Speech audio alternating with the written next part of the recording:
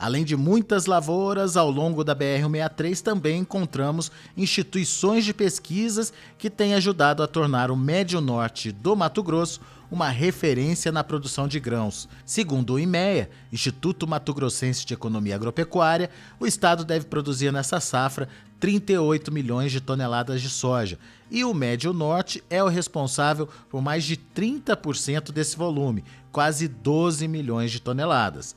Nossa equipe foi até a Fundação Rio Verde, que fica no município de Lucas do Rio Verde. Desde 1998, a Fundação vem buscando, através das pesquisas, soluções para os problemas que ocorrem nas lavouras de soja, milho e algodão. Nesta safra em andamento, a safra 21-22, os 8 pesquisadores da Fundação devem rodar mais de 300 pesquisas com finalidades diferentes, mas todas focadas na melhora de eficiência das lavouras. Pelos microscópios do Laboratório de Diagnose da Fundação, vários patógenos causadores de doenças no campo já foram e ainda são identificados e estudados. A fitopatologista e pesquisadora da Fundação Rio Verde, Luana Belufi, tem uma lista de doenças que ocorrem na região, mas identificou para a gente aquelas que estão mais presentes nas lavouras e ainda provocam muita dor de cabeça no produtor rural. Vamos a elas. Mancha-alvo. A mancha-alvo, ela sempre esteve presente e alguns materiais ela se apresentam numa severidade maior e outros menores. Então, há essa diferença. Então, alguns materiais, ela realmente é mais agressiva. E também pelo sistema de manejo que é adotado, onde a gente tem, como cultura antecessora à cultura da soja, por exemplo, um algodão ou uma crotalária, a tendência é que nessas áreas de soja a sua severidade seja maior.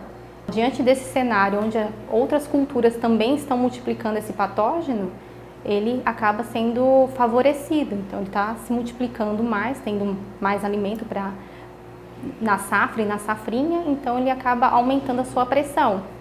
Então, por isso, adquirindo maior importância. E o que a mancha-alvo faz? Então, ela causa lesões nas folhas e essas lesões fazem com que essas folhas caiam precocemente.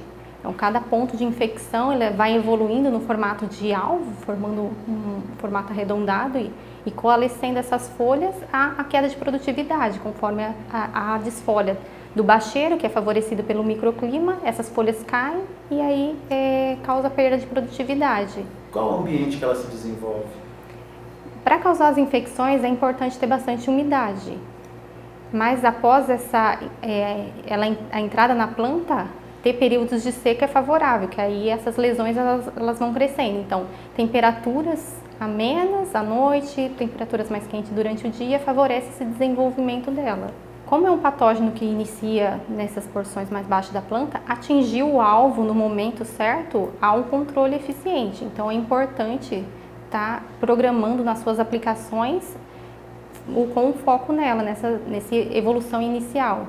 Como a gente tem ela no ciclo todo, tanto na soja quanto no algodão, você fazer o uso de ferramentas de controle fungicida na soja e no algodão com o mesmo ingrediente ativo, acabou selecionando esse fungo para ter resistência. Então, restaram os resistentes a esses ingredientes ativos. Cercóspora. Então, a cercóspora a gente vê que ela está presente na semente, então é um fungo que vem transportado pela semente, que está no ambiente também. A gente agora fala de um complexo de cercósporas, já não é mais só a cercóspora kikuchi causando sintomas, né, nas plantas de soja. E ela é uma doença que a gente vê alguns sintomas iniciais no início do desenvolvimento da soja, mas sua maior severidade, os maiores danos a gente vai ver lá no final do ciclo. Então ela é até considerada uma doença de final de ciclo, que a evolução do sintoma dela a gente vai ver lá quando a soja já estiver finalizando o ciclo da cultura. As lesões dela não são em formato de alvo, né? Elas são em formato irregular, e ela vai dar um aspecto de queimadura na folha, de escaldadura na folha no final do ciclo. Reduz a área fotossintética da planta e causando a desfolha e, consequentemente, a diminuição do enchimento dos grãos. Os materiais, de forma geral, são sensíveis a essa doença. Na semente, a mancha púrpura, a presença dela no grão, a gente já pode relacionar que é um material sensível, né? E Os sintomas iniciais são bem sutis, não bem um pouco mais difícil de ver do que a mancha-alvo. Os sintomas mais graves você vai ver no final. Então, entender que é uma doença que vai estar presente, que ela está no ambiente, e os materiais de forma geral são sensíveis a essa doença. Como é um fungo que vem pela semente, está presente no ambiente, então desde o tratamento de semente é importante você estar pensando no controle. E se eu não cuido, qual o potencial de prejuízo dela? É proporcional à quantidade, à severidade da doença. Então, o teto de perdas pode ser alto também, né? Dependendo da severidade dela, se o ambiente favorecer o desenvolvimento. E também, em casos onde a gente vê que tem algum problema de fito, de algum produto, ela acaba se manifestando com maior severidade também. Como uma porta de entrada, essa fito na planta, ela acaba se manifestando também numa maior intensidade. Então, cuidar para evitar também algum estresse que cause fitotoxidez na planta, também ajuda a reduzir a severidade lá no final dessa doença. Ela vê uma oportunidade ali para agir. Exatamente, ela vê uma porta de entrada e aí ela acaba se manifestando. Antracnose. Ela é causada pelo coletótrico, principalmente pelo coletótrico truncato. Então, ele também está presente na semente, está presente no ambiente. Então, aí a gente vê esse sintoma dele desde o início do desenvolvimento da planta até o final. E essa doença atinge principalmente as vagens. Então, a gente vê muito problema de vagem mal formada causado pelo sintoma de antracnose. Quais são os sintomas? Inicialmente, você vê no cotilédone, logo após a emergência, causando queda prematura desses cotilédones, ou às vezes até tombamento da planta. Nas nervuras das folhas, causando também quebra de pecíolo, também ele causa esse sintoma. Na haste da planta também é possível identificar o sintoma. E pela forma de distribuição dela, a diagnose dela é um pouco mais complicada de identificar. A gente vê que a distribuição dela às vezes não é uniforme. Então é um patógeno que às vezes a gente não consegue mensurar o controle dele. Mas a gente sabe que causam perdas, é um patógeno que causa perda, mas a gente não está conseguindo mensurar o quanto de perda que a gente tem pela antracnose. Porque os sintomas, às vezes, são confundidos com deficiência nutricional, abrasão nas hastes, então seca também pode causar sintomas semelhantes. Então, esses sintomas, às vezes, são confundidos com antracnose. Mancha parda. Em áreas onde a gente vê que foi revolvido o solo, tem pouca palhada, os sintomas são mais evidentes.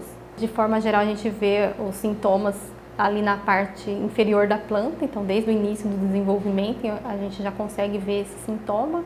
E o sintoma é, como o nome, de coloração parda, formato angular nas folhas, causando a desfolha precoce desse bacheiro.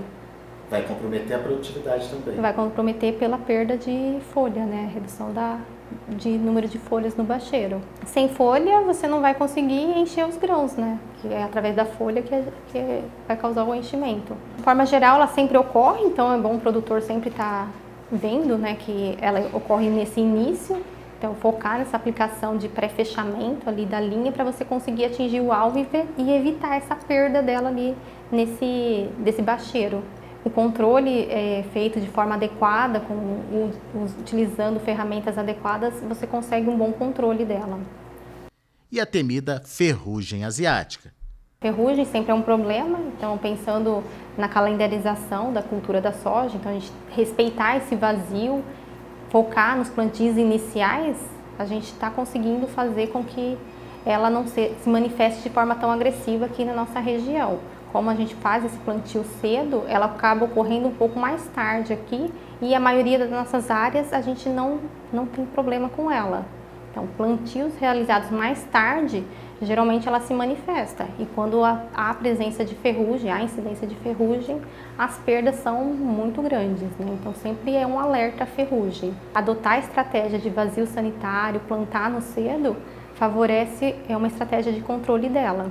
Que tem dado certo. Que tem dado, exatamente. Aqui para nossa região, de forma geral, o produtor não teve tantos problemas. Não tem tanto problema com ela adotando essa estratégia, plantar cedo e respeitar o vazio sanitário. E, obviamente, as aplicações preventivas. Exatamente. Né?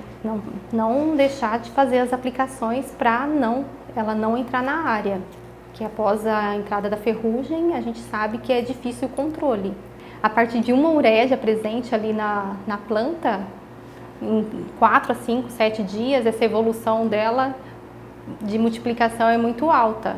E encontrada a condição adequada de umidade e temperatura, essas ureias que ela vai formar vai atingir um número maior de plantas. Então a taxa de multiplicação dela é muito alta. E a propagação? A propagação dela ocorre principalmente pelo vento que leva esses uredósporos e atinge as plantas que estão em seu entorno. E é transportada a grandes distâncias, né? Então é importante fazer o monitoramento da área para ver se já não há focos de ferrugem na sua lavoura ou de forma de também ver nos vizinhos.